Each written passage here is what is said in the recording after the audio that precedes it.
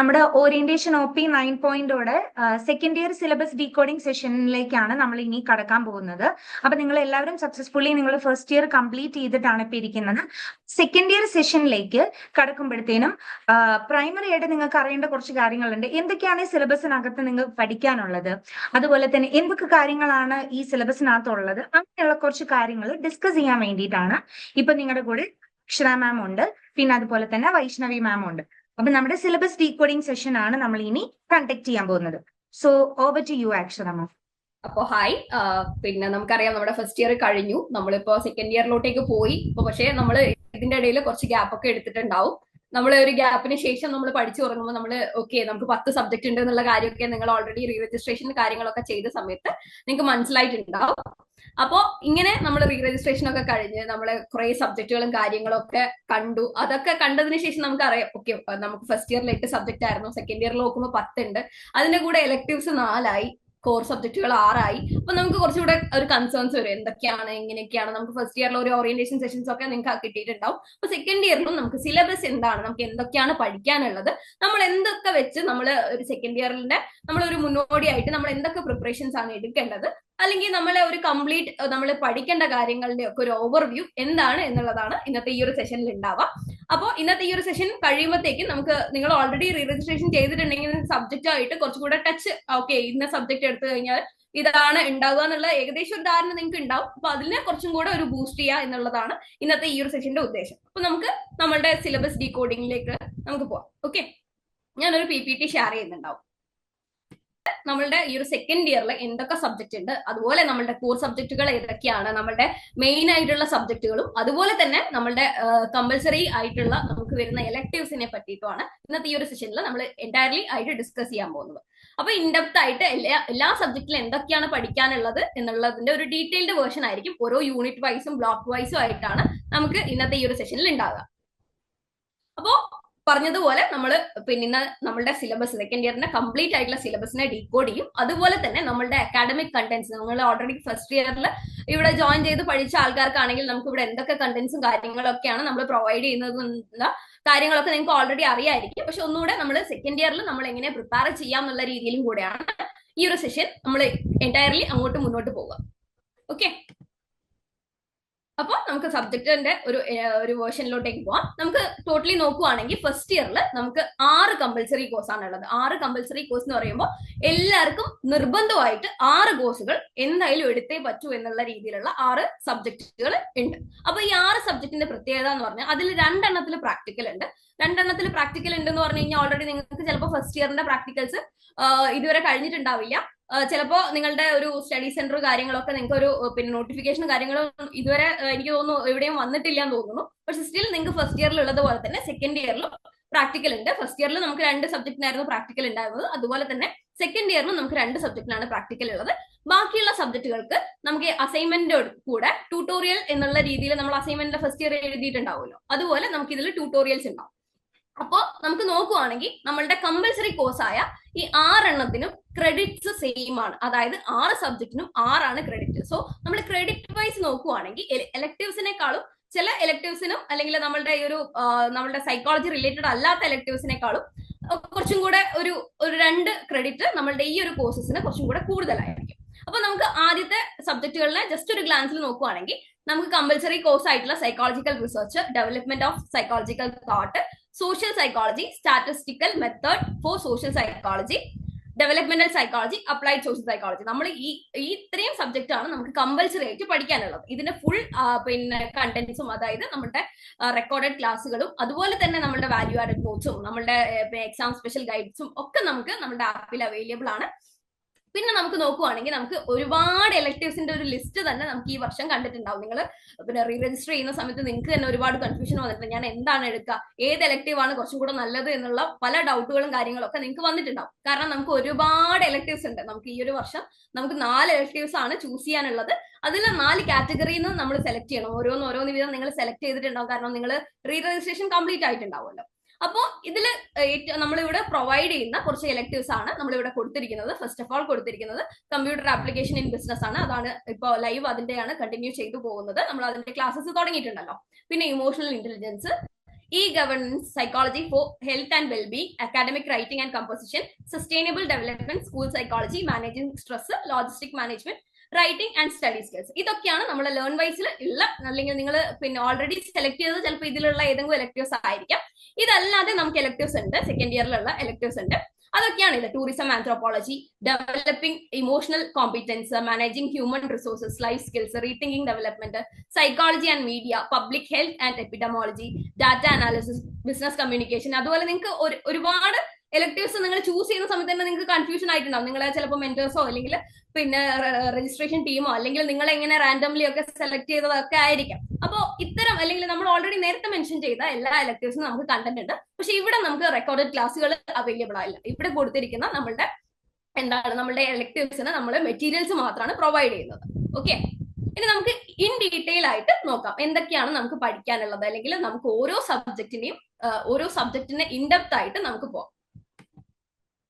Okay, അതുപോലെ നമുക്ക് അറിയാം, നമ്മൾ BA-PC ഉള്ളതുപോലെ തന്നെ BA-FPC എന്നുള്ള ഒരു കോഴ്സും കൂടി ഉണ്ട്. അതായത് നമുക്ക് 3 ഇയർ പ്രോഗ്രാമിന്റെ അപ്പുറത്തോട്ടേക്ക് 4 ഇയർ ഇന്റഗ്രേറ്റഡ് കോഴ്സ് ആയിട്ടും നമുക്കിപ്പോ നമ്മളുടെ യൂണിവേഴ്സിറ്റി പ്രൊവൈഡ് ചെയ്യുന്നുണ്ട്. അതായത് നിങ്ങൾക്ക് ഇപ്പോൾ 3 വർഷം കൊണ്ട് തന്നെയായിരിക്കും നിങ്ങളുടെ ഡിഗ്രി കംപ്ലീറ്റ് ചെയ്യുക. പക്ഷെ ഇന്റഗ്രേറ്റഡ് കോഴ്സ് എന്നുള്ള രീതിയിൽ ഒരു പുതിയൊരു കോഴ്സും നമ്മളുടെ അലൈൻ ആയിട്ട് നമുക്ക് പോകുന്നുണ്ട്. അവർക്ക് നോക്കുവാണെങ്കിൽ 4 കമ്പൽസറി കോഴ്സ് ആണ് ഉണ്ടാവുക. അതായത് സെക്കൻഡ് ഇയറിൽ അവർക്ക് പഠിക്കുന്നത് 4 കമ്പൽസറി കോഴ്സ് ആണ്. വേറാസ് നമുക്ക് എങ്ങനെയാണ്, നമുക്ക് 6 കമ്പൽസറി കോഴ്സ് ആണ് ഉണ്ടാവുക.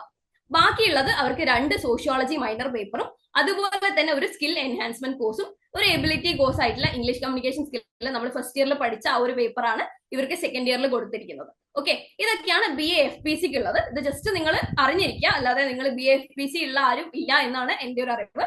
അപ്പൊ ഇൻ കേസ് ഉണ്ടെങ്കിൽ കുറച്ചുകൂടി ഡീറ്റെയിൽ ആയിട്ട് നിങ്ങൾക്ക് ഇനി ഉള്ള ഒരു സെഷൻസിലൊക്കെ നിങ്ങൾക്ക് കൂടുതലായിട്ടുള്ള BA-FPCനെ ബേസ് ചെയ്തിട്ടുള്ള കാര്യങ്ങൾ പറയുന്നതായിരിക്കും. അപ്പൊ നമ്മൾ ഇന്നത്തെ ഈ ഒരു സെഷനിൽ BA-PCH, അതായത് BA സൈക്കോളജി 3 ഇയർ പ്രോഗ്രാമിനെയാണ് മെയിൻലി ഫോക്കസ് ചെയ്യുന്നത്.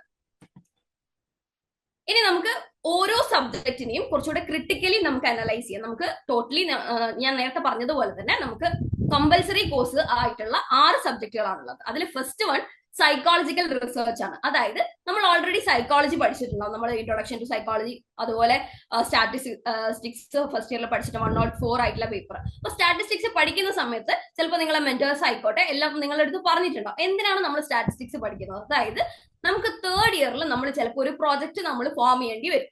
അപ്പൊ ആ ഫോം ചെയ്യുന്നതിന് വേണ്ടിയിട്ടാണ് നിങ്ങൾ ആ സമയത്ത് സ്റ്റാറ്റിസ്റ്റിക്സിന്റെ ഒരു ബേസ് ലൈൻ ആയിട്ട് നിങ്ങൾ പഠിച്ചു പോയിട്ടുണ്ടാവാം. അപ്പൊ അതിന്റെ ഒരു കണ്ടിന്യൂഷൻ ആയിട്ട് എങ്ങനെ ഒരു റിസർച്ച് ഫോം ചെയ്യാം എന്നുള്ളതാണ് ഈ ഒരു പേപ്പറിൽ നിങ്ങൾക്ക് പഠിക്കാം. അതായത് നമ്മൾ സൈക്കോളജിയിൽ ഒരു പ്രോജക്റ്റ് അല്ലെങ്കിൽ ഒരു ഡെസർട്ടേഷൻ നമ്മൾ ഉണ്ടാക്കുന്ന സമയത്ത് നമ്മൾ കുറച്ച് കാര്യങ്ങൾ ശ്രദ്ധിക്കണം. അതായത് നമ്മൾ ബാക്കിയുള്ള സബ്ജക്ട്സ് ഒക്കെ ചെയ്തിട്ട് നിങ്ങൾ ചിലപ്പോൾ ഇതുവരെ ഒരു പ്രോജക്റ്റ് ചെയ്യാത്ത ആൾക്കാരായിരിക്കാം. പക്ഷെ അതിന്റെ എല്ലാ ഗൈഡൻസും ഈ ഒരു പേപ്പറിൽ നിങ്ങൾക്ക് കിട്ടും. നമ്മളുടെ BPCC 105 സൈക്കോളജിക്കൽ റിസർച്ച് എന്ന് പറഞ്ഞ ഈ ഒരു പേപ്പർ പ്യോർലി ബേസ്ഡ് ഓൺ നമ്മുടെ എങ്ങനെയാണ് നമ്മളൊരു ഡെസർട്ടേഷൻ അല്ലെങ്കിൽ ഒരു പ്രോജക്റ്റ് ഫോർമുലേറ്റ് ചെയ്യുക എന്നുള്ളതാണ്. ഇതിൽ മെയിൻലി നമ്മൾ ഹൈപ്പോത്തസിസ് എങ്ങനെയാണ്, അതിന്റെ സ്റ്റെപ്പ് ബൈ സ്റ്റെപ്പ് മെത്തഡോളജീസ് ആണ് നമുക്ക് ഈ ഒരു പേപ്പറിൽ പഠിക്കാനുള്ളത്. ഫസ്റ്റ് ബ്ലോക്കിൽ നോക്കുവാണെങ്കിൽ സയന്റിഫിക് റിസർച്ച്, അതുപോലെ empirical methods in behavioural research, അതായത് ഹൈപ്പോത്തസിസ് എങ്ങനെയാണ് നമ്മൾ ഫോർമുലേറ്റ് ചെയ്യുക, പ്രോബ്ലംസ് എങ്ങനെയാണ് കണ്ടുപിടിക്കുക, അതുപോലെ തന്നെ കൺസ്ട്രക്ട് വാരിയബിൾസും, അതുപോലെ എന്തൊക്കെ രീതിയിലാണ് നമ്മളൊരു റിസർച്ചിന്റെ ഒരു അടിസ്ഥാനപരമായിട്ടുള്ള ഒരു സ്റ്റാർട്ടിങ് എങ്ങനെയാണ് റിസർച്ച് ചെയ്യേണ്ടതെന്നാണ് ബ്ലോക്ക് 1 പറയുന്നത്. ബ്ലോക്ക് 2 നോക്കുവാണെങ്കിൽ ക്വാണ്ടിറ്റേറ്റീവ് ആൻഡ് ക്വാളിറ്റേറ്റീവ് റിസർച്ച് മെത്തേഡ്സിനെയാണ് ഡിസ്കസ് ചെയ്യുന്നുണ്ടാവുക. മൂന്നാമത്തേൽ നോക്കുമ്പോൾ പോപ്പുലേഷൻ ആൻഡ് സാമ്പിളിംഗ്, അതായത് സാമ്പിളിംഗ് ടെക്നിക്സും കാര്യങ്ങളും. അപ്പൊ നിങ്ങൾക്ക് ഇപ്പൊ ഒരു റിസർച്ച് നടത്തുന്നുണ്ടെങ്കിൽ ഒരു മാസ് പോപ്പുലേഷനിലായിരിക്കും നിങ്ങൾ നടത്തുന്നുണ്ടാവുക. അപ്പൊ ചിലപ്പോൾ അത് ഇൻ കേസ് ഒരു 100-ലായിക്കോട്ടെ അല്ലെങ്കിൽ ഒരു 50-ലായിക്കോട്ടെ. അപ്പൊ നമ്മൾ എടുക്കുന്ന സമയത്ത് ഒരു മാസ് പോപ്പുലേഷനിൽ നമ്മൾ എങ്ങനെയാണ് ആ ഒരു പോപ്പുലേഷനിൽ എല്ലാ കാര്യങ്ങളും നമ്മൾ എത്തിക്കുന്നത്. അപ്പൊ അതിന്റെ ഒരു കംപ്ലീറ്റ് പ്രോസസ് അല്ലെങ്കിൽ ഒരു പ്രൊസീജിയർ ആണ് നമുക്ക് ഈ ഒരു പേപ്പറിൽ പഠിക്കാനുണ്ടാവുക. ഓക്കെ, പിന്നെ നമുക്ക് നോക്കുകയാണെങ്കിൽ നമ്മുടെ ലാസ്റ്റ് ആയിട്ട് എങ്ങനെയാണ് നമ്മൾ ഡാറ്റ കളക്ട് ചെയ്യുക, അതായത് methods of data collection. Quantitative മെത്തേഡ്സും ഉണ്ട്, ക്വാളിറ്റേറ്റീവ് മെത്തേഡ്സും ഉണ്ട്. പിന്നെ നമ്മൾ ടെസ്റ്റ് കൺസ്ട്രക്ഷൻ എങ്ങനെയാണ്, അങ്ങനെ നമ്മളുടെ ഒരു റിപ്പോർട്ട് പ്രപ്പോസൽ, നമ്മൾ കംപ്ലീറ്റ് ആയിട്ട് ഒരു റിസർച്ചിന്റെ ഒരു പ്രപ്പോസൽ, അതായത് നമ്മൾ ഒരു റിസർച്ച് തുടങ്ങുന്നതിന്റെ മുമ്പ് നമ്മൾ അതിന്റെ ഒരു പ്രപ്പോസൽ സബ്മിറ്റ് ചെയ്യണം. അത് അപ്രൂവ് ചെയ്താൽ മാത്രമേ നമുക്ക് ആ റിസർച്ച് മുന്നോട്ട് കൊണ്ടുപോകാൻ പറ്റൂ. കാരണം നമുക്കൊരു റിസർച്ചിന് ഒരു ഹെഡ് ഉണ്ടാവും. അപ്പൊ അങ്ങനെയാണ് റിസർച്ചിന്റെ ഒരു പ്രോസസ്സ് ഉണ്ടാവുക. അപ്പൊ നമ്മൾ എങ്ങനെയാണ് അതിന്റെ പ്രപ്പോസൽ മുന്നോട്ട് വെക്കുക എന്നുള്ളതാണ് നമ്മൾ ഇതിന്റെ ഈ ഒരു സബ്ജക്റ്റിന്റെ എൻഡിലോട്ടേക്ക് നമുക്ക് പഠിക്കാം. ഈ ഒരു സബ്ജക്റ്റിന് തന്നെ നമുക്ക് എന്തുണ്ട്, നമുക്ക് ഇതിന് പ്രാക്ടിക്കൽ ഉണ്ടാവും. ഈ പ്രാക്ടിക്കലിന്റെ ഒരു ഗൈഡ് ലൈൻ പോലെ ഈ ഒരു സബ്ജക്റ്റിന്റെ എൻഡിൽ ഉണ്ടാവും. അതെങ്ങനെയാണ് നമ്മൾ പിന്നെ അക്കാഡമിക് കൗൺസിലർ ഉണ്ടാവും. നമുക്കറിയാം നമ്മൾ ഓരോ റീജിയണൽ സെന്റർ ഉണ്ടാവും. ആ റീജിയണൽ സെന്ററിൽ നിങ്ങൾക്ക് ഓരോ സ്റ്റഡി സെന്റർ ഓൾറെഡി അസൈൻഡ് ആയിട്ടുണ്ടാവും. അപ്പൊ സെക്കൻഡ് ഇയർ ആവുന്ന സമയത്തോട്ടേക്ക് നമ്മൾ കുറച്ചും കൂടെ റീജിയണൽ സെന്ററിന്റെ കൂടെ അല്ലെങ്കിൽ സ്റ്റഡി സെന്ററിന്റെ കൂടെ കുറച്ചുകൂടെ അലൈൻഡ് ആയിട്ട് പോകേണ്ട ഒരു സാഹചര്യം പ്രാക്ടിക്കൽസിന്റെ കേസിൽ വരുന്നുണ്ട്. കാരണം നമുക്ക് ആ സമയത്ത് എങ്ങനെയാണ് സൈക്കോളജിക്കൽ റിസർച്ചിലുള്ള പ്രാക്ടിക്കൽസ് ഉണ്ടാവുക, അതിലുള്ള ഒരു പ്രൊസീജിയർ നമ്മുടെ അക്കാഡമിക് കൗൺസിലേഴ്സിന്റെ അടുത്തൊക്കെ ഡിസ്കസ് ചെയ്തിട്ടാണ് നമ്മൾ ഈ ഒരു കാര്യങ്ങളും നമ്മൾ ഈ ഒരു സൈക്കോളജിക്കൽ റിസർച്ചിന്റെ ഈ ഒരു പ്രാക്ടിക്കൽസ് കുറച്ചും കൂടെ ഊന്നൽ കൊടുത്തിട്ട് ചെയ്യാം. ഓക്കെ, അത് ആ സമയമാകുമ്പോഴത്തേക്ക് നിങ്ങൾക്ക് അവര് ഒരു കറക്റ്റ് ആയിട്ടുള്ള ക്ലാസ്സുകളും അല്ലെങ്കിൽ കറക്റ്റ് ആയിട്ടുള്ള കാര്യങ്ങളൊക്കെ ഓൾറെഡി പറഞ്ഞു തരുന്നുണ്ടാവും. എന്താണ് അതിന്റെ പ്രോസസ്സ് കാര്യങ്ങൾ എന്നൊക്കെ നമുക്കറിയാം. പ്രാക്ടിക്കൽസ് എന്തായാലും നമുക്ക് ഓരോ study centre to study centre വ്യത്യസ്തമായിരിക്കും. അതുപോലെ തന്നെ അവരായിരിക്കും ഒരു സുപ്രീം അതോറിറ്റി ആയിട്ടുണ്ടാവുക. സോ അവരുടെ ഓരോരോ സ്റ്റഡി സെന്ററിൽ ഡിഫറെന്റ് ആയിരിക്കും. അപ്പോൾ അവരുടെ ഒരു അൾട്ടിമേറ്റ് വോയിസ് ആയിരിക്കും ഇതിൽ ഉണ്ടാവുക. അതായത് അവരെങ്ങനെയാണ് ചെയ്യിപ്പിക്കുന്നത് എന്നുള്ള രീതിയിലായിരിക്കും ഈ സബ്ജക്റ്റിന്റെ പ്രാക്ടിക്കൽസ് നമുക്ക് മുന്നോട്ട് പോകുന്നുണ്ടാകും. ഇനി നമുക്ക് അടുത്ത ഒരു സബ്ജക്ട് നോക്കുവാണെങ്കിൽ ഡെവലപ്മെന്റ് ഓഫ് സൈക്കോളജിക്കൽ തോട്ട് ആണ്. ഡെവലപ്മെന്റ് ഓഫ് സൈക്കോളജിക്കൽ തോട്ടിൽ മെയിൻലി ഇവിടെ കൊടുത്തിരിക്കുന്നതിൽ ഒരു എറർ ഉണ്ട്. നമുക്ക് നേരത്തെ കൊടുത്ത ഒരു അതേ സ്ലൈഡാണ് ഇവിടെ കൊടുത്തിരിക്കുന്നത്. നമുക്ക് ഡെവലപ്മെന്റ് ഓഫ് സൈക്കോളജിക്കൽ തോട്ടിൽ നമുക്ക് ബിഹേവിയറിന്റെ കാര്യങ്ങൾ, അതായത് പിന്നെ നമ്മൾ മുമ്പേ പഠിച്ചിരിക്കുന്ന സൈക്കോളജിയുടെ ബേസിക്, അതായത് ഹിസ്റ്ററി ഓഫ് സൈക്കോളജി ആണ് മെയിൻലി നമ്മൾ ഈ ഒരു പേപ്പറിൽ പഠിക്കുന്നത്. അതായത് നമുക്ക് ഓൾറെഡി സിഗ്മണ്ട് ഫ്രോയിഡിന്റെ കാര്യമൊക്കെ നമുക്ക് അറിയാം. ഇപ്പൊ സിഗ്മണ്ട് ഫ്രോയിഡിനെ പുറമെ നമുക്ക് ഒരുപാട് സൈക്കോളജിസ്റ്റുകളുടെ കോൺട്രിബ്യൂഷൻസ് ഉണ്ട്. അങ്ങനെയാണ് നമ്മൾ ഈ ഒരു മോഡേൺ സൈക്കോളജിയിലേക്ക് എത്തിച്ചേർന്നിരിക്കുന്നത്. അപ്പൊ എങ്ങനെയാണ് നമ്മൾ ഈ ഒരു മോഡേൺ സൈക്കോളജിയിലേക്ക് എത്തിയിരിക്കുന്നത്, അതിന്റെ ഇൻ ബിറ്റ്വീൻ നടന്ന കാര്യങ്ങളും, അതുപോലെ ഡിഫറെന്റ് സ്കൂൾസ് ഓഫ് സൈക്കോളജി ഉണ്ട്. നമുക്കറിയാം structuralism, functionalism, behaviourism, humanistic behaviourism, അങ്ങനെ ഒരുപാട് കാര്യങ്ങൾ നമുക്ക് ഈ ഒരു സൈക്കോളജിയുടെ ബേസ് ലൈൻ ആയിട്ട് പോകുന്ന കുറച്ച് ഇമ്പോർട്ടന്റ് ആയിട്ടുള്ള കുറെ കണ്ടന്റുകൾ തരുന്ന ഒരു പേപ്പറാണ് ഡെവലപ്മെന്റ് ഓഫ് സൈക്കോളജിക്കൽ തോട്ട് എന്ന് പറഞ്ഞൊരു പേപ്പർ, അതായത് BPCC 106. ഇതിൽ തന്നെ നമുക്ക് കുറെ കോൺട്രവേഴ്സീസ്, കാരണം ഓരോ സൈക്കോളജിസ്റ്റും അവരുടെ വ്യൂ പോയിന്റ് പറയുന്നു, കുറച്ച് ആൾക്കാർ അതിനെ എതിർക്കുന്നു. അപ്പൊ അതിന്റെ ഒരു കോൺട്രവേഴ്സീസും കാര്യങ്ങളും, പിന്നെ അതുപോലെ തന്നെ ഏർലി സൈക്കോളജി എങ്ങനെയായിരുന്നു, അത് in comparison to modern psychology എങ്ങനെയായിരുന്നു എന്നതൊക്കെയാണ് ഡെവലപ്മെന്റ് ഓഫ് സൈക്കോളജിക്കൽ തോട്ടിൽ നിങ്ങൾക്ക് പഠിക്കാനുണ്ടാവുക. ഓക്കെ, പിന്നെ നമുക്ക് ഇത് അതിന്റെ കണ്ടിന്യൂഷൻ തന്നെയായിരിക്കും. പിന്നെ social psychology BPCC 107 social psychology എന്ന് പറയുമ്പോൾ നമ്മൾ സോഷ്യൽ എന്ന് പറയുമ്പോൾ നമ്മൾ വിചാരിക്കും ഒക്കെ ഒരു സൊസൈറ്റീനെ പറ്റിയിട്ട് പഠിക്കുന്നതായിരിക്കും. അല്ല, നമ്മളൊരു സൊസൈറ്റിയിലുള്ള ഒരു ഇൻഡിവിജ്വൽ ബിഹേവിയർ, അതായത് നമ്മൾ ഒരു ഇൻഡിവിജ്വൽ ഒരു ഗ്രൂപ്പിൽ പോയി കഴിഞ്ഞാൽ എങ്ങനെ ബിഹേവ് ചെയ്യും, ആ ഒരു ഗ്രൂപ്പ് ഡൈനാമിക്സിൽ നമ്മളുടെ ഒരു വീട്ടിലുള്ള ഒരു ബിഹേവിയർ ആയിരിക്കണം എന്നില്ല നമ്മൾ പുറത്തു പോയിട്ട് കാണിക്കുന്നത്. അപ്പൊ ആ ഒരു ബിഹേവിയറിനെ എങ്ങനെയാണ് ആ ഒരു സോഷ്യൽ സെറ്റപ്പ് എഫക്ട് ചെയ്യുന്നത് എന്നാണ് സോഷ്യൽ സൈക്കോളജി എൻറ്റയർലി പഠിക്കുന്നത്. അപ്പോൾ ഇതിൽ first introduction to social psychology ഒന്നാമത്തെ ബ്ലോക്കിൽ നമുക്ക് കുറച്ച് തിയറീസും കാര്യങ്ങളും അതുപോലെ സോഷ്യൽ സൈക്കോളജിന്റെ ഒരു ഇൻട്രൊഡക്ഷൻ ഒക്കെ ആയിരിക്കും നിങ്ങൾക്ക് ഉണ്ടാവുക. ബ്ലോക്ക് 2 നോക്കുകയാണെങ്കിൽ നമ്മൾ ഒരു സെൽഫ് ഇൻ സോഷ്യൽ കോണ്ടെക്സ്റ്റ്, അതായത് ഒരു ഇൻഡിവിജ്വൽ സോഷ്യൽ സെറ്റിംഗ്സിൽ എങ്ങനെയാണ് ബിഹേവ് ചെയ്യുക, അല്ലെങ്കിൽ ആ ഒരു പ്രോസസ്സും കാര്യങ്ങളും അതിന്റെ ഒരു കോണ്ടെക്സ്റ്റ് മാറുന്നതിനനുസരിച്ച് ഇൻഡിവിജ്വൽ ബിഹേവിയറിൽ ഉണ്ടാവുന്ന ചേഞ്ചസ് ഒക്കെയാണ് നമുക്ക് രണ്ടാമത്തെ ബ്ലോക്കിൽ പഠിക്കാനുണ്ടാവുക. മൂന്നാമത്തെ ബ്ലോക്കിൽ സോഷ്യൽ കോഗ്നിഷൻ, അതായത് നമ്മുടെ സോഷ്യൽ ബിഹേവിയറിലുള്ള മാറ്റങ്ങൾ. സോഷ്യൽ കോഗ്നിഷൻ എന്ന് പറഞ്ഞു കഴിഞ്ഞാൽ സോഷ്യലി ഉണ്ടാവുന്ന അല്ലെങ്കിൽ ആ ഒരു ആറ്റിറ്റ്യൂഡ് ചേഞ്ച് ആയിക്കോട്ടെ, അല്ലെങ്കിൽ ആറ്റിറ്റ്യൂഡിലുള്ള മാറ്റങ്ങളും അതുപോലെ തന്നെ ആറ്റിറ്റ്യൂഡിൽ ഉണ്ടാവുന്ന കുറച്ച് വ്യതിയാനങ്ങളും ഉണ്ട്. അപ്പൊ നമ്മുടെ ബിഹേവിയറിൽ നല്ല മാറ്റങ്ങൾ ഉണ്ടാവും. നമ്മുടെ സൊസൈറ്റി ഒരു സെറ്റിംഗ്സ്, ഇപ്പോൾ നമ്മളുടെ ഫ്രണ്ട്സിന്റെ സർക്കിളിൽ നമുക്കൊരു ബിഹേവിയർ ആയിരിക്കാം, അല്ലെങ്കിൽ നമ്മളുടെ ഒരു ഫാമിലി അല്ലെങ്കിൽ നമ്മളുടെ ഒരു ഓൾഡർ ആയിട്ടുള്ള ഒരു ഗ്രൂപ്പ് ഓഫ് പീപ്പിളിന്റെ അടുക്ക് നമ്മുടെ ബിഹേവിയർ ചേഞ്ച് ആവും. അപ്പൊ അതുപോലെ ഒരു സോഷ്യൽ കോണ്ടെക്സ്റ്റിൽ ഉണ്ടാവുന്ന മാറ്റങ്ങളൊക്കെയാണ് നമുക്ക് ഈ ഒരു ബ്ലോക്കിൽ പഠിക്കാനുള്ളത്. പിന്നെ ഉള്ളത് നാലാമത്തെ ബ്ലോക്കാണ് സോഷ്യൽ ഇൻഫ്ലുവൻസ് ആണ്. സോഷ്യൽ ഇൻഫ്ലുവൻസ് നമ്മുടെ ഒരു ഇൻഡിവിജ്വലിന്റെ മേലെ എത്രത്തോളം ഉണ്ട്, അതുപോലെ തന്നെ അഗ്രഷൻ ആൻഡ് സോഷ്യൽ ഇൻഫ്ലുവൻസും തമ്മിലുള്ള ബന്ധങ്ങൾ, interpersonal attraction and also prosocial behaviour എന്ന് പറയുന്ന സമയത്ത് നമുക്ക് ഒരാളെ ഹെൽപ്പ് ചെയ്യാൻ പറ്റുന്നുണ്ടോ, അല്ലെങ്കിൽ അയാളുടെ ഒരു ഹെൽപ്പിംഗ് മെന്റാലിറ്റി ഒക്കെയാണ് നമ്മൾ ഈ ഒരു ബ്ലോക്ക് 4 ഡിസ്കസ് ചെയ്യുന്നുണ്ടാവുക. ഇനി നമ്മൾ ബ്ലോക്ക് 5 വരുവാണെങ്കിൽ ഗ്രൂപ്പ് ഡൈനാമിക്സും അതുപോലെ തന്നെ ലീഡർഷിപ്പും ലീഡേഴ്സ് ക്വാളിറ്റീസ് ഒക്കെയാണ് നമുക്ക് ഈ ഒരു ബ്ലോക്ക് 5 പഠിക്കാനുള്ളത്. ഇനി നമുക്ക് അടുത്ത ഒരു സബ്ജക്ട് എന്ന് പറഞ്ഞു കഴിഞ്ഞാൽ നമ്മളുടെ ഫസ്റ്റ് ഇയറിലുള്ള 104ന്റെ ഒരു കണ്ടിന്യൂഷൻ ആയിട്ടുള്ള പേപ്പർ ആണ് നമ്മളുടെ BPCC 108 statistical methods for psychological research എന്ന് പറഞ്ഞൊരു പേപ്പർ. അതായത് നമ്മൾ ഫസ്റ്റ് ഇയറിൽ ചിലപ്പോൾ മീൻ, മീഡിയൻ, മോഡിന്റെ കാര്യങ്ങളൊക്കെ പഠിച്ചിട്ടുണ്ടാവും. അതിന്റെ കുറച്ച് ആപ്ലിക്കേഷൻ ലെവലിൽ റേഞ്ച് കണ്ടുപിടിക്കുക, അങ്ങനത്തെ കുറച്ച് പ്രാക്ടിക്കൽ ആയിട്ടുള്ള കാര്യങ്ങളും അതുപോലെ തന്നെ കുറച്ച് നിങ്ങളുടെ ഒരു പ്രോബ്ലംസും കാര്യങ്ങളൊക്കെ നിങ്ങൾ പഠിച്ചിട്ടുണ്ടാവും. ഇവിടെ ഇൻഫറൻഷ്യൽ സ്റ്റാറ്റിസ്റ്റിക്സിനാണ് കൂടുതലായിട്ടും നമ്മളുടെ ഈ ഒരു ഫസ്റ്റ് ബ്ലോക്കിൽ ഡിസ്കസ് ചെയ്യുന്നുണ്ടാവും. ഇൻഫറൻഷ്യൽ സ്റ്റാറ്റിസ്റ്റിക്സ് എന്ന് പറഞ്ഞു കഴിഞ്ഞാൽ ഒരു വലിയൊരു പോപ്പുലേഷന്റെ കാര്യങ്ങൾ അല്ലെങ്കിൽ അവരുടെ ഡാറ്റ ഇന്റർപ്രിട്ടേഷൻസും കാര്യങ്ങളൊക്കെയാണ് നമ്മൾ ഒന്നാമത്തെ ബ്ലോക്കിൽ പഠിക്കുക. അതിൽ നോൺ പാരാമെട്രിക് ആയിട്ടുള്ള കാര്യങ്ങളും അതുപോലെ പിന്നെ പാരാമെട്രിക് സ്റ്റാറ്റിസ്റ്റിക്സിന്റെ കാര്യങ്ങളും അതിന്റെ യൂസസും അതിന്റെ പിന്നെ ഡിമെറിറ്റ്സും മെറിറ്റ്സും ഒക്കെയാണ് നമുക്ക് ഈ ഒരു ബ്ലോക്കിൽ പഠിക്കാനുണ്ടാവുക. ഇനി ബ്ലോക്ക് 2ലേക്ക് വരുമ്പോഴാണെങ്കിൽ കൂടുതലും ഇൻഡെപ്ത് ആയിട്ട് പാരാമെട്രിക് സ്റ്റാറ്റിസ്റ്റിക്സിൽ അതിൽ ഏതൊക്കെ ടെസ്റ്റുകൾ ഉണ്ട്, അതിൽ കോവാരിയൻസ്, അനോവ, പിന്നെ അതുപോലെ നമ്മളുടെ ഓരോ ടെസ്റ്റുകളും തമ്മിലുള്ള സിഗ്നിഫിക്കന്റ് ഡിഫറൻസുകളും അതുപോലെ അതിന്റെ മീൻ, മീഡിയൻ, മോഡൊക്കെ നമ്മൾ ഫസ്റ്റ് ഇയറിൽ പഠിച്ചതിന്റെ ഒരു ആപ്ലിക്കേഷൻ ലെവലിൽ ഇതിന്റെ നമ്മളുടെ ഒരു പാരാമെട്രിക്കൽ ഒരു സ്റ്റാറ്റിസ്റ്റിക്കൽ വേയിൽ നമ്മൾ എങ്ങനെയാണ് ഇതൊരു കമ്പാരിസൺ ചെയ്യുക, അതിന്റെ സിഗ്നിഫിക്കൻസും കാര്യങ്ങളൊക്കെ നോക്കുക എന്നുള്ളതാണ് ഈ ഒരു പേപ്പറിൽ ഈ ഒരു ബ്ലോക്കിൽ നമുക്ക് ഉണ്ടാവുക. ഇനി നേരെ മൂന്നാമത്തെ ബ്ലോക്ക് വരുവാണെങ്കിൽ നമ്മൾ നേരത്തെ പാരാമെട്രിക് പറഞ്ഞു. ഇവിടെ നോൺ പാരാമെട്രിക് ആയിട്ടുള്ള കുറച്ച് ടെസ്റ്റുകളെ പറ്റിയിട്ടാണ് കൂടുതലായിട്ടും ഡിസ്കസ് ചെയ്യുന്നത്. ഒന്ന് കൈ-സ്ക്വയർ ടെസ്റ്റ് ആണ്. കൈ-സ്ക്വയർ ടെസ്റ്റ് എന്ന് പറഞ്ഞു കഴിഞ്ഞാൽ നമ്മൾ നോൺ പാരാമെട്രിക് ആയിട്ട് വരുന്ന കുറച്ച് ടെസ്റ്റുകൾ ഉണ്ട്. അപ്പൊ എങ്ങനെയാണ് കൈ-സ്ക്വയർ ടെസ്റ്റ് ചെയ്യുക, അതിന്റെ ആപ്ലിക്കേഷൻസും അതിന്റെ പ്രോപ്പർട്ടീസും അതിന്റെ ഡിസ്ട്രിബ്യൂഷൻസും കാര്യങ്ങളൊക്കെയാണ് നമുക്ക് ബ്ലോക്ക് 3യിൽ ഉണ്ടാവുക. ബ്ലോക്ക് 3യിൽ വേറെയും കാര്യങ്ങൾ ഉണ്ടാവും. ബ്ലോക്ക് 3യിൽ നമ്മൾ കൈ-സ്ക്വയർ ടെസ്റ്റ് മാത്രമല്ല ഉള്ളത്, ഒന്ന് മാൻ വൈറ്റ്നി യു ടെസ്റ്റ് ഉണ്ടാവും. അതും അതിന്റെ പ്രോപ്പർട്ടീസും കാര്യങ്ങളൊക്കെ നമുക്ക് പഠിക്കാനുണ്ടാവും. മീഡിയൻ ടെസ്റ്റും അതുപോലെ സാമ്പിൾ മീഡിയന്റെ കാര്യങ്ങളും പിന്നെ ക്രൂസ്കൽ വാല്യൂസ്, അനാലിസിസ് ഓഫ് വാരിയൻസും ഒക്കെ നോൺ പാരാമെട്രിക്കിൽ വരുന്ന കുറച്ച് ടെസ്റ്റുകളാണ്. ആ ഒരു ടെസ്റ്റുകളെ കാറ്റഗറൈസ് ചെയ്തിട്ട് അതെങ്ങനെയാണ് ആ ടെസ്റ്റ് ചെയ്യുക, അതിന്റെ കംപ്ലീറ്റ് ആയിട്ടുള്ള ഒരു മാത്തമാറ്റിക്കൽ ഫോർമുലാസും കാര്യങ്ങളൊക്കെ നിങ്ങൾക്ക് പഠിക്കാനുണ്ടാവും. അതെങ്ങനെയാണ് അപ്ലൈ ചെയ്യുക, നമ്മുടെ റിസർച്ചിൽ എവിടെയാണ് ഇത് ഉപയോഗിക്കുക, എങ്ങനത്തെ റിസർച്ചിലാണ് ഇത് വരുമ്പോൾ നമുക്കൊരു റിസർച്ച് വരുമ്പോൾ ഏതാണ് ഇതിൽ ഉപയോഗിക്കുക എന്നുള്ളതൊക്കെ നമുക്ക് ഈ ഒരു പിന്നെ ബ്ലോക്കിൽ നമുക്ക് പഠിക്കാനുണ്ടാവും. ഓക്കെ, ഇനി നമ്മളുടെ നാലാമത്തെ ബ്ലോക്ക് നോക്കുവാണെങ്കിൽ statistic package four social science ആണ്. അതായത് നമുക്ക് റിസർച്ചും കാര്യങ്ങളിലും ഒക്കെ ചെയ്തു, നമ്മൾ ഇത്രയും ഡാറ്റാസ് ഒക്കെ ചെയ്തു, നമ്മൾ നോൺ പാരാമെട്രിക് ടെസ്റ്റുകളൊക്കെ ചെയ്തതിന് ശേഷം നമുക്ക് അല്ലെങ്കിൽ നമ്മളുടെ കുറച്ചും കൂടെ അഡ്വാൻസ്ഡ് ആയിട്ട് ഇപ്പൊ നമ്മൾ കുറച്ചും കൂടെ കമ്പ്യൂട്ടർ അസിസ്റ്റൻസ് ഒക്കെ യൂസ് ചെയ്തിട്ടാണ് നമ്മുടെ ഡാറ്റ ഇന്റർപ്രിട്ടേഷൻ കൂടുതലായിട്ട് ചെയ്യുക. അതായത് നമ്മൾ ഈ ടെസ്റ്റുകളും കാര്യങ്ങളൊക്കെ നമ്മൾ പിന്നെ മാനുവലി ആയിട്ട് ചെയ്തതിന് ശേഷം നമ്മൾ SPSS-ഉം എക്സൽ, മൈക്രോസോഫ്റ്റ് എക്സൽ നിങ്ങൾ ഓൾറെഡി യൂസ് ചെയ്യുന്നുണ്ടാവും.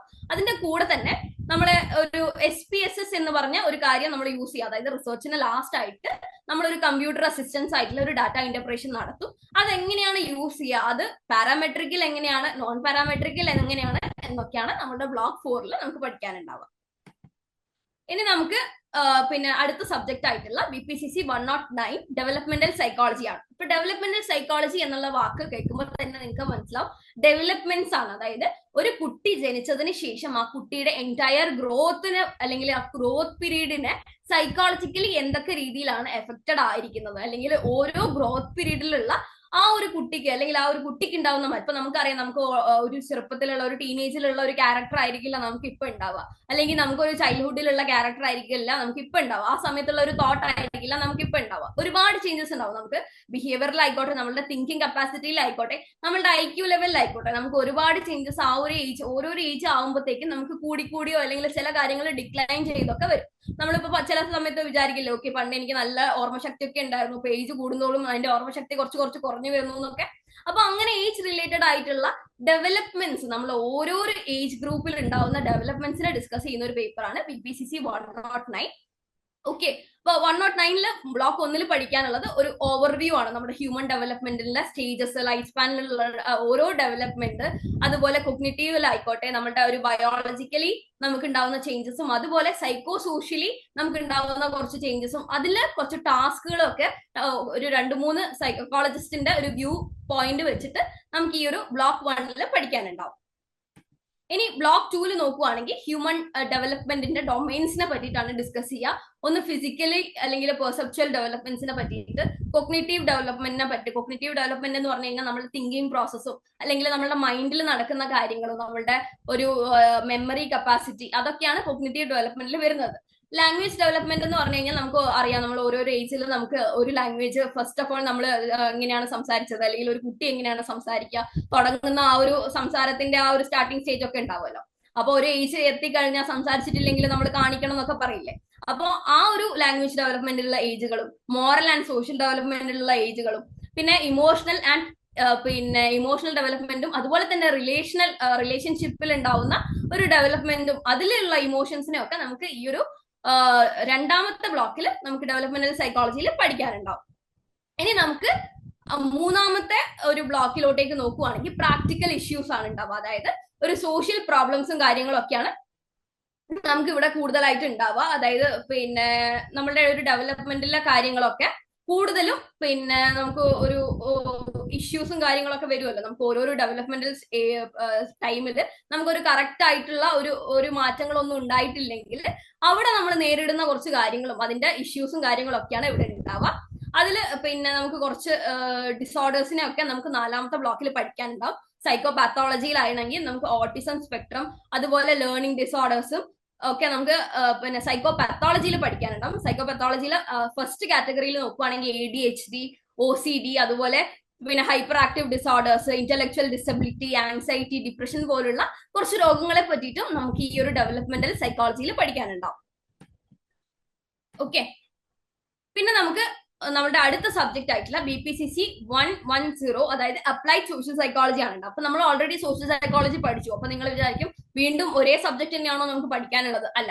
അതായത് നമ്മൾ സോഷ്യൽ സൈക്കോളജി പഠിച്ചതിന് എന്താണ് പഠിച്ചതെന്ന് പറഞ്ഞു കഴിഞ്ഞാൽ അവിടെ ഒരു ഗ്രൂപ്പ് സെറ്റിങ്ങിലുള്ള ഇൻഡിവിജ്വൽ ബിഹേവിയർ ആണ് നമ്മൾ പഠിച്ചിരിക്കുന്നത്. ഇവിടെ നമ്മൾ പഠിക്കുന്നത് നമ്മളുടെ ഒരു പ്രാക്ടിക്കൽ അപ്ലിക്കേഷൻ ആണ്. അതായത് നമ്മൾ ഓൾറെഡി സോഷ്യൽ സൈക്കോളജിയിൽ കുറെ തിയറീസും കുറെ കാര്യങ്ങളും ഇൻഫോർമേഷൻസും ഒക്കെയാണ് നമുക്ക് ആ ഒരു പേപ്പറിൽ പഠിക്കാനുള്ളത്.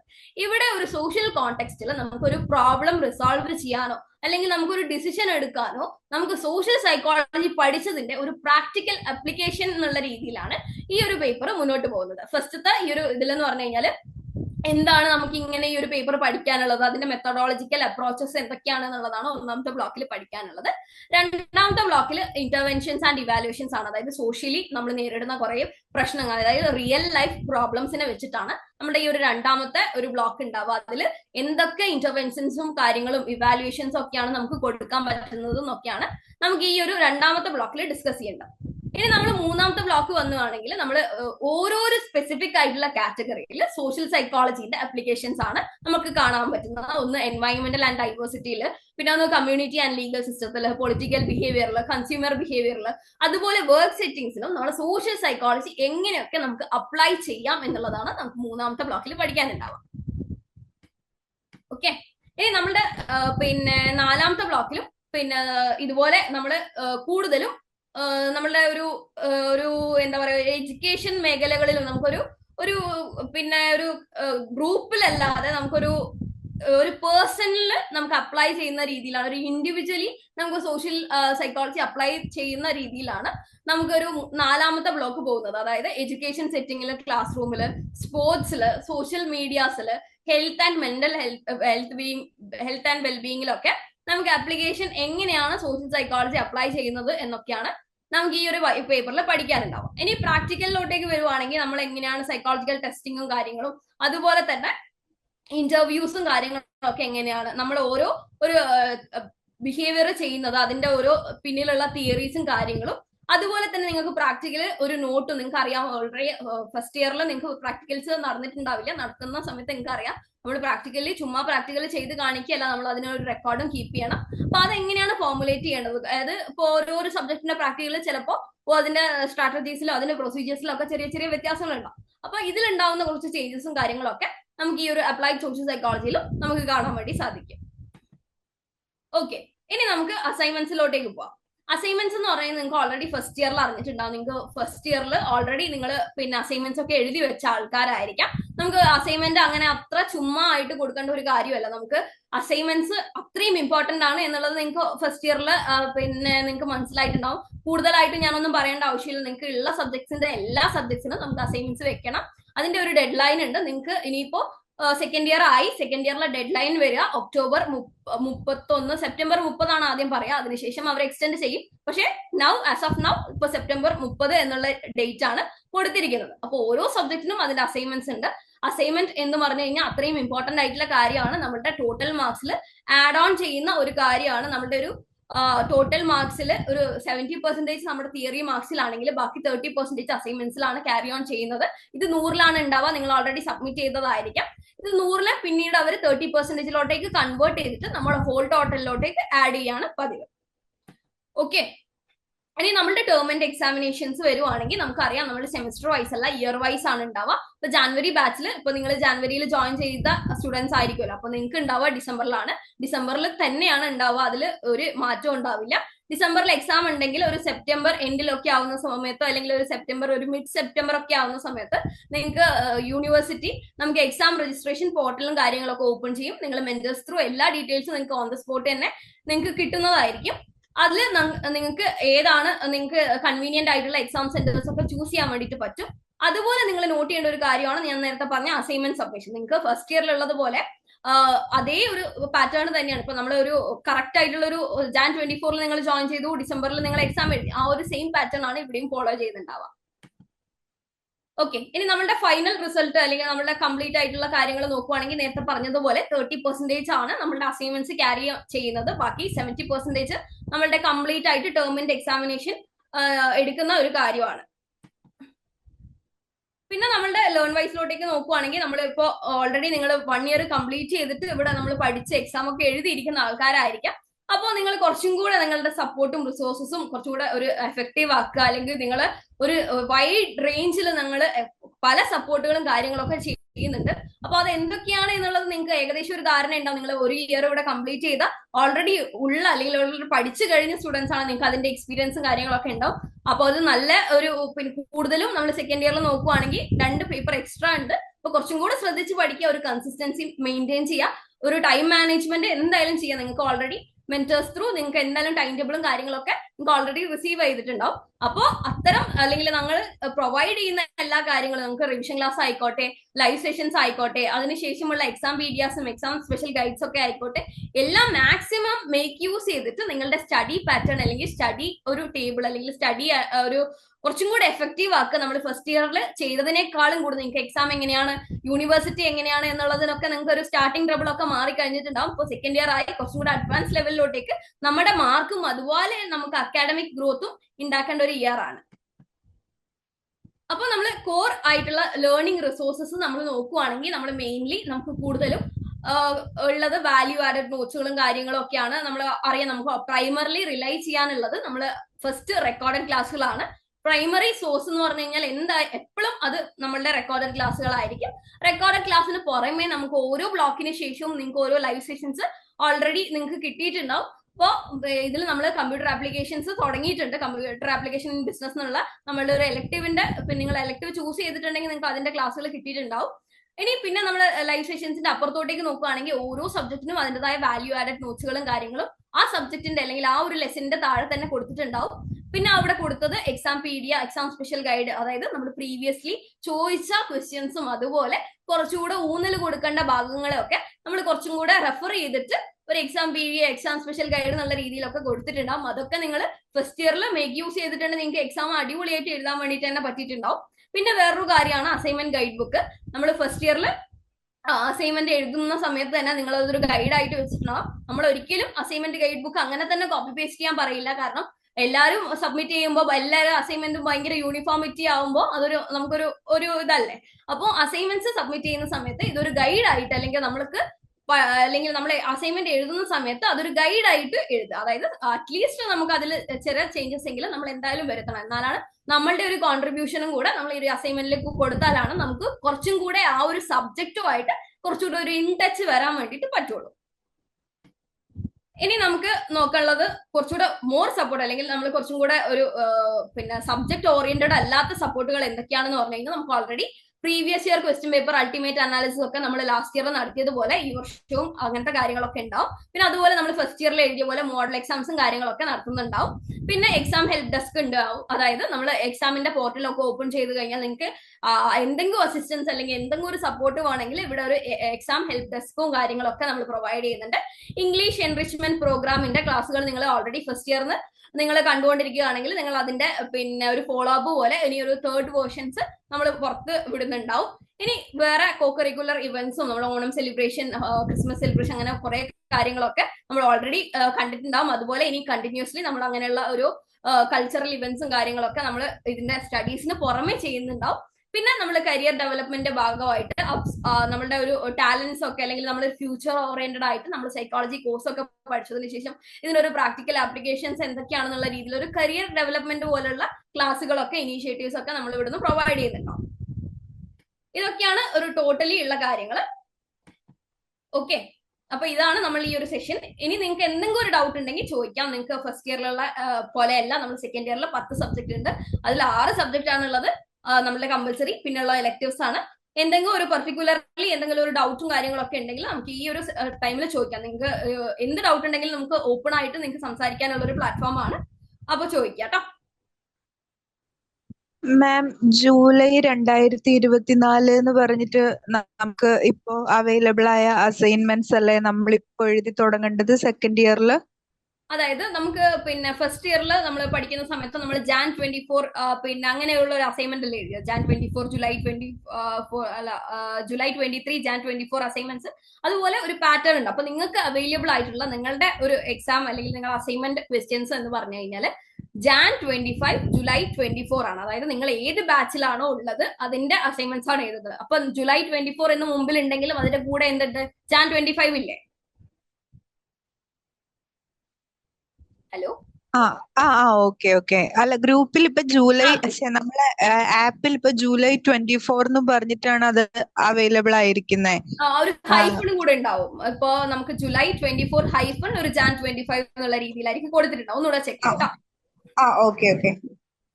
അതെ മാം, അങ്ങനെ തന്നെയാണുള്ളത്. അത് എഴുതി തുടങ്ങാലോ അല്ലെ? തുടങ്ങാം. കാരണം നമുക്ക് 10 പേപ്പർ ഉണ്ടല്ലോ. അപ്പൊ നമുക്കൊരു ലാസ്റ്റ് മൊമെന്റിൽ എത്തിയിട്ട് ഒരു റഷിന് നിൽക്കേണ്ട ആവശ്യമില്ലല്ലോ. ഓക്കെ. ഒന്നുകൂടെ കൺഫേം ചെയ്തതാ. ഓക്കെ. ആർക്കെങ്കിലും ഡൗട്ട് ഉണ്ടെങ്കിൽ ചോദിക്കാം. കാരണം ഇപ്പൊ നിങ്ങളുടെ ഡൗട്ട് ബാക്കിയുള്ള ഒരാൾക്കും അത് യൂസ്ഫുൾ ആയിരിക്കും. കാരണം എല്ലാവർക്കും എല്ലാ കാര്യങ്ങളും ഒന്നും അറിയുന്നുണ്ടാവില്ലല്ലോ. നിങ്ങൾക്ക് എന്തുണ്ടെങ്കിലും ഓപ്പൺ ആയിട്ട് ചോദിക്കാം. ഓക്കെ, അപ്പൊ ആർക്കും ഡൗട്ട് ഇല്ലാന്ന് വിചാരിക്കുന്നു. അപ്പൊ നമ്മളുടെ ഈ ഒരു സെഷന്റെ എൻഡിലോട്ടേക്ക് നമുക്ക് അറിയാം, നമുക്ക് ഓൾറെഡി ടൈം ടേബിൾ റിസീവ് ആയിട്ടുണ്ടാവും. നമുക്ക് റിവിഷൻ ക്ലാസ്സുകളൊക്കെ നമുക്ക് ഈ വീക്കിലോ അല്ലെങ്കിൽ നെക്സ്റ്റ് വീക്കിലോ ഒക്കെ നമുക്ക് സ്റ്റാർട്ട് ചെയ്യുന്നുണ്ടാവും. സൂസൻ എന്തായാലും ചോദിച്ചത്, നമുക്ക് അസൈൻമെന്റ്സിൻ്റെത് മാക്സിമം പ്രൊവൈഡ് ചെയ്യും എന്നുള്ള ഒരു ഇൻഫർമേഷൻ ആണ് ഉള്ളത്. അതായത് നമുക്ക് ഇവിടെയുള്ള അസൈൻമെന്റ്സ്, നോട്ട്സ്, നമ്മൾ കൊടുത്തിരിക്കുന്ന മെറ്റീരിയൽസ് ഓൺലി കൊടുത്തിരിക്കുന്ന കുറച്ച് എലക്ടീവ്സ് ഉണ്ടല്ലോ, അതിനെ പറ്റിയല്ലേ സൂസൻ ചോദിച്ചത്. അപ്പൊ അതിന്റെ നമ്മൾ പിന്നെ അസൈൻമെന്റ് ഗൈഡ് ബുക്കുകളൊക്കെ കൊടുക്കും. ഇതുവരെ ആപ്പിൽ അപ്ലോഡ് ചെയ്തിട്ടില്ലെങ്കിലും ഇനി പ്രൊവൈഡ് ചെയ്യാൻ സാധ്യതയുണ്ട്. അതായത് മെറ്റീരിയൽസ് ഓൺലി എന്ന് പറഞ്ഞു കഴിഞ്ഞാൽ നമ്മൾ അവിടെ റെക്കോർഡ് ക്ലാസ്സുകളൊന്നും കൊടുക്കില്ല എന്നുള്ളതാണ് പറഞ്ഞിരിക്കുന്നത്. അപ്പൊ അതിന്റെ പുറമെ നമ്മൾ ഗൈഡ് ബുക്കുകളും കാര്യങ്ങളൊക്കെ പ്രൊവൈഡ് ചെയ്യും എന്നുള്ള ഇൻഫർമേഷൻ ആണ് കിട്ടിയത്. കൂടുതൽ വിവരങ്ങൾക്ക് നിങ്ങളൊന്ന് മെന്റേഴ്സിന്റെ അടുത്തൊന്നും കൂടെ ചോദിച്ച് കൺഫേം ചെയ്യാം കേട്ടോ. ഇപ്പോ ആസ് ഓഫ് നൗ കിട്ടിയ ഒരു ഇൻഫർമേഷൻ നമ്മൾ പ്രൊവൈഡ് ചെയ്യും എന്നുള്ളതാണ്. ഇനി ഫെർദർലി എന്തെങ്കിലും ഒരു ആ സമയത്താകുമ്പോൾ കിട്ടിയിട്ടില്ല അങ്ങനെ എന്തെങ്കിലും ഉണ്ടെങ്കിൽ നിങ്ങൾ മെന്റേഴ്സ് ത്രൂ ഒന്ന് ഡിസ്കസ് ചെയ്തിട്ട് ചോദിക്കാം. മാം, പിന്നെ ഇപ്പൊ കമ്പ്യൂട്ടറിന്റെ ക്ലാസ് അല്ലേ തുടങ്ങിയത്? ടൈം ടേബിൾ കിട്ടി, അതിൽ പക്ഷെ വേറെ എലക്ടീവ്സ് ചൂസ് ചെയ്തവർക്കുള്ളത് കാണുന്നില്ല. ഇപ്പൊ നിങ്ങൾ ഫസ്റ്റ് കമ്പ്യൂട്ടർ ആപ്ലിക്കേഷൻ അല്ലേ ഉള്ളത്. അപ്പൊ കമ്പ്യൂട്ടർ ആപ്ലിക്കേഷൻ ഉള്ള സമയത്ത് നിങ്ങൾ ഒന്നും പഠിക്കാതിരിക്കുക, അല്ലെങ്കിൽ ഞാൻ ചുമ്മാ ഇരിക്കട്ടെ എന്ന് വിചാരിച്ച് ഇരിക്കരുത്. നിങ്ങളെ എലക്ടീവ്സും കാര്യങ്ങളും ആ സമയത്ത് പഠിക്കാതെ. ഇപ്പൊ ഫോർ എക്സാമ്പിൾ കമ്പ്യൂട്ടർ ആപ്ലിക്കേഷൻ ആണ് ഇപ്പൊ കൊടുത്തിരിക്കുന്നത്, നിങ്ങൾ അത് എടുത്തിട്ടില്ല, നിങ്ങൾ അതിന് പകരം പിന്നെ എടുത്ത സബ്ജക്ട് എന്ന് പറഞ്ഞു കഴിഞ്ഞാൽ മാനേജിങ് സ്ട്രെസ് ആണ്, അല്ലെങ്കിൽ നമ്മുടെ ഈ ഗവർണൻസ് ആണ് എടുത്തത് എന്ന് വിചാരിക്കാം. നിങ്ങൾ ഈ ഒരു ടൈമിൽ അത് പഠിച്ചുകൊണ്ടിരിക്കുക. കാരണം നമ്മൾ ടൈം ടേബിളിൽ ഇനി അത് വരാൻ സാധ്യതയുണ്ട്. പക്ഷെ അടുത്ത് വരുന്ന, അല്ലെങ്കിൽ നമ്മളിങ്ങനെ ചുമ്മാ ഇരിക്കേണ്ട ഒരു ആവശ്യമില്ല. നമ്മൾ അതിന്റെ ഒരു ടൈം മാക്സിമം യൂട്ടിലൈസ് ചെയ്യുക. ഒന്നെങ്കിൽ എലക്ടീവ്സ് പഠിക്കുക, അതല്ലെങ്കിൽ നമ്മുടെ നെക്സ്റ്റ് സബ്ജക്ട് കൊടുത്തിരിക്കുന്നത് സ്റ്റാറ്റിസ്റ്റിക്സ് അല്ലേ കൊടുത്തത്, അത് പഠിക്കുക. ഓക്കെ, നിങ്ങളെ സബ്ജക്റ്റും ഇതുപോലെ എലക്ടീവ്സിന്റെ ഒരു ടൈം ടേബിൾ നമ്മൾ നെക്സ്റ്റ് സൈക്കിളിലായിരിക്കും ഉണ്ടാവുക. നമുക്കറിയാം, നമ്മൾ ഒരു ടൈം ടേബിൾ ഇറക്കുന്ന ഒരു 2 സൈക്കിൾസ് ആയിട്ടാണല്ലോ നമ്മൾ ടൈം ടേബിൾ ഇറക്കുക. അപ്പോൾ ഒരു ഫസ്റ്റ് സൈക്കിൾ നിങ്ങൾ എലക്ടീവ്സ് ഇല്ലെങ്കിൽ നമ്മുടെ നെക്സ്റ്റ് സൈക്കിളിൽ നിങ്ങൾ എലക്ടീവ്സ് ഉണ്ടാവും. അപ്പൊ ആ സമയം നിങ്ങൾ ഈ സമയത്ത് അല്ലെങ്കിൽ നമ്മളുടെ എലക്ടീവ്സ് അല്ലല്ലോ, നമുക്ക് ടൈം ടേബിളിൽ പഠിക്കണ്ടല്ലോ എന്നുള്ള രീതിയിൽ ഇരിക്കരുത്. മാക്സിമം യൂട്ടിലൈസ് ചെയ്തിട്ട് ആ ഒരു ടൈമും കൂടെ പഠിക്കാൻ വേണ്ടിയിട്ട് നോക്കുക. അതായത് ഇനി വരുന്ന സബ്ജക്റ്റോ അല്ലെങ്കിൽ നിങ്ങൾ എടുത്ത മറ്റൊരു എലക്ടീവ്സോ പഠിക്കാം. ഒന്ന് കുറച്ച് ശബ്ദത്തിൽ പറയോ, കേൾക്കുന്നില്ല. ജൂലൈ 24 സെയിം സബ്ജക്ട് തന്നെയാണോ നമ്മുടെ Jan 25 സബ്ജക്ട് വരുന്ന അസൈൻമെന്റിന്റെ? സബ്ജക്ട്സിൽ മാറ്റമൊന്നുമില്ല. അസൈൻമെന്റ്സിന്റെ കാര്യമാണോ ചോദിച്ചത്? അതെ അതെ അതെ. അസൈൻമെന്റ്സ് സെയിം ആയിരിക്കും. നമുക്ക് ജൂലൈ 23 ജാൻ 24 നമുക്ക് സെയിം അസൈൻമെന്റ് ആയിരുന്നു. അപ്പൊ 2 ബാച്ചിന് സെയിം അസൈൻമെന്റ്സ് ഉണ്ടാവും. അപ്പോൾ ജൂലൈ 24 ബാച്ചിനും ജാൻ 25 ബാച്ചിനും സെയിം അസൈൻമെന്റ്സ് ആണ്. അതുകൊണ്ടാണ് നിങ്ങൾ അസൈൻമെന്റ്സിന്റെ മേലെ ജൂലൈ 24 ജാൻ 25 എന്ന് ക്ലിയർ ആയിട്ട് എഴുതിയിട്ടുണ്ടാവും. അപ്പോൾ നിങ്ങൾ അവിടെ ജൂലൈ 24 ഉള്ളത് മൈൻഡ് ചെയ്യേണ്ട. നിങ്ങൾ ഒരു ജാൻ 25 ബാച്ചിലുള്ള സ്റ്റുഡന്റ് ആണെങ്കിൽ അവിടെ ജാൻ 25 എന്ന് കാണുന്ന അതാണ് നിങ്ങളുടെ അസൈൻമെന്റ്. അതിന്റെ മുമ്പിൽ ജൂലൈ 24 ഉണ്ടെങ്കിൽ നിങ്ങൾ ജസ്റ്റ് ഡോണ്ട് വറി. നിങ്ങൾ ഒരു ജാൻ 25 ബാച്ച് ആണെങ്കിൽ ആ ഡേറ്റ് മെൻഷൻ ചെയ്ത ആ ഒരു കാര്യങ്ങൾ നിങ്ങൾ ഫോളോ അപ്പ് ചെയ്ത് പോവുക. അഥവാ നിങ്ങൾക്ക് ഇനിയും കൺഫ്യൂഷൻസും കാര്യങ്ങളും ഉണ്ടെങ്കിൽ ആ ക്വസ്റ്റ്യൻ പേപ്പർ ഡൗൺലോഡ് ചെയ്തിട്ട് അല്ലെങ്കിൽ മെന്റേഴ്സ് ത്രൂ ഒന്ന് ചോദിച്ചു നോക്കുക. ഇത് തന്നെ അല്ലേ ഞാൻ എഴുതേണ്ടത് എന്നൊന്ന് ഡബിൾ ചെക്ക് ചെയ്തതിന് ശേഷം നിങ്ങൾ അസൈൻമെന്റ്സിലോട്ടേക്ക് കടന്നാൽ മതി. കാരണം നമ്മൾ ഒരുപാട് എഴുതി കഴിഞ്ഞിട്ട് നമ്മൾ ചോദിക്കുന്നതിൽ അർത്ഥമില്ലല്ലോ. നമ്മൾ സ്റ്റാർട്ടിങ്ങിൽ തന്നെ ചോദിച്ചു കഴിഞ്ഞാൽ നമുക്കൊരു ഓക്കെ ഇത് തെറ്റാണെങ്കിൽ നമുക്ക് അന്നേരം തന്നെ മാറ്റാമല്ലോ. അപ്പൊ ഇനിയൊരു ഡൗട്ടും ഇല്ല എന്ന് വിചാരിക്കുന്നു. ഈ ഒരു സെഷന് ശേഷം നമുക്ക് നെക്സ്റ്റ് വീക്ക് മുതൽ അല്ലെങ്കിൽ ഓൾറെഡി അങ്ങോട്ടേക്ക് നമുക്ക് പഠിച്ചു തുടങ്ങിയിട്ടുണ്ടാവും നിങ്ങൾ ഓരോരുത്തരും. ഇനി പഠിച്ചു തുടങ്ങിയിട്ടില്ലെങ്കിൽ വേഗം തന്നെ തുടങ്ങുക. 10 സബ്ജക്ട് ഉണ്ട്. കുറച്ചും കൂടെ എന്താ പറയാ ഒരു സീരിയസ്നെസ് ആയിട്ട് കൺസിസ്റ്റൻസിയിൽ നമ്മൾ വർക്ക് ചെയ്യുക. അതിനാണ് ടൈം ടേബിളും കാര്യങ്ങളൊക്കെ പ്രൊവൈഡ് ചെയ്ത് തന്നിരിക്കുന്നത്. കൂടുതലും നിങ്ങൾ ഒരു നല്ല നമ്മളുടെ എല്ലാ സപ്പോർട്ടുകളും സർവീസുകളും ഒക്കെ കൂടുതലും മേക്ക് യൂസ് ചെയ്തിട്ട് നിങ്ങൾ പഠിക്കുക. നന്നായിട്ട് തന്നെ നമ്മൾ ഈ ഒരു സെക്കൻഡ് ഇയർ പ്രോഗ്രാമും ഫസ്റ്റ് ഇയറിനേക്കാളും കൂടുതൽ മാർക്കോട് കൂടിയിട്ട് നിങ്ങൾക്ക് ഈ ഒരു അക്കാഡമിക് സക്സസ് വരട്ടെ എന്ന് വിഷ് ചെയ്യുന്നു. അതുപോലെ തന്നെ all the very best. Second year നന്നായിട്ട് ചെയ്യാം. നന്നായിട്ട് തന്നെ പോട്ടെ. അതിന്റെ ഒരു സ്റ്റാർട്ടിംഗ് സ്റ്റെപ്പ് ആയിട്ട് ഈ ഒരു സിലബസ് ഡീകോഡിങ് കണ്ടാൽ മതി. അടിപൊളിയായിട്ട് എഴുതുക, നല്ല കൺസിസ്റ്റന്റ് ആയിട്ട് വർക്ക് ചെയ്യുക. അങ്ങനെയാണെങ്കിൽ നമുക്ക് എന്തായാലും നല്ല ഈസി ആയിട്ട് സെക്കൻഡ് ഇയർ നമുക്ക് അച്ചീവ് ചെയ്യാൻ പറ്റും. അതുപോലെ തന്നെ നമുക്ക് ഈ ഒരു ഡിഗ്രിയും ഫൈനലി നമുക്ക് കിട്ടും. ഓക്കെ, അപ്പൊ ഈ ഒരു സെഷൻ ഇതോടുകൂടി നമുക്ക് എൻഡ് ചെയ്യാം. നിങ്ങൾക്ക് ഇനി ഫെർദർ എന്തെങ്കിലും ഡൗട്ട് ഉണ്ടെങ്കിൽ നിങ്ങളെ മെന്റേഴ്സ് ത്രൂ നിങ്ങൾക്ക് കണക്ട് ചെയ്യാം. എന്തായാലും ജോയിൻ ചെയ്ത എല്ലാവർക്കും എന്റെ വകയും എന്റെ ടീമിന്റെ വകയും thank you very much and also very good night. By.